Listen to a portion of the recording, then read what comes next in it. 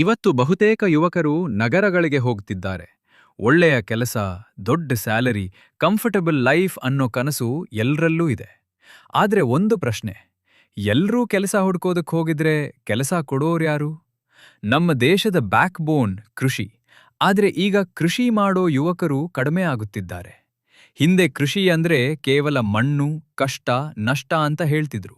ಆದ್ರೆ ಈಗ ಕಾಲ ಬದಲಾಗಿದೆ. ಇವಾಗ ಕೃಷಿಯಲ್ಲೂ ಟೆಕ್ನಾಲಜಿ ಬಂದಿದೆ.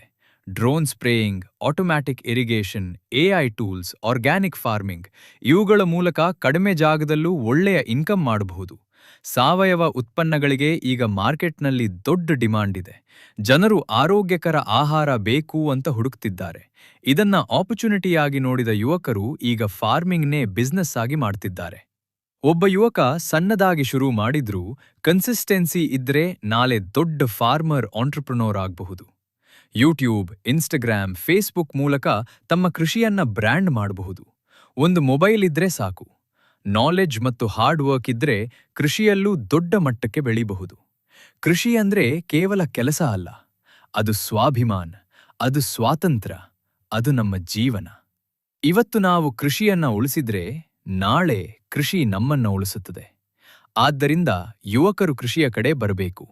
ಹೊಸ ಆಲೋಚನೆ, ಹೊಸ ತಂತ್ರಜ್ಞಾನ ಮತ್ತು ಹೊಸ ಕನಸುಗಳ ಜೊತೆ ಮುಂದೆ ಬರಬೇಕು.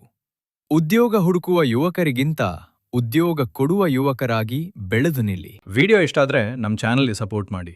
ಇನ್ನೂ ಇಂತಹ ಫಾರ್ಮಿಂಗ್, ಆರ್ಗ್ಯಾನಿಕ್ ಬಿಸ್ನೆಸ್ ಮತ್ತು ಯೂತ್ ಮೋಟಿವೇಶನ್ ವಿಡಿಯೋಸ್ ನೋಡಲು ಈಗಲೇ ಸಬ್ಸ್ಕ್ರೈಬ್ ಮಾಡಿ. ನಿಮ್ಮ ಒಂದು ಸಬ್ಸ್ಕ್ರೈಬ್ ನಮಗೆ ಇನ್ನಷ್ಟು ಉತ್ತಮ ವಿಡಿಯೋಸ್ ಮಾಡಲು ಪ್ರೇರಣೆ ಕೊಡುತ್ತದೆ. Thanks for watching. ಮತ್ತೆ ಮುಂದಿನ ವಿಡಿಯೋದಲ್ಲಿ ಭೇಟಿಯಾಗ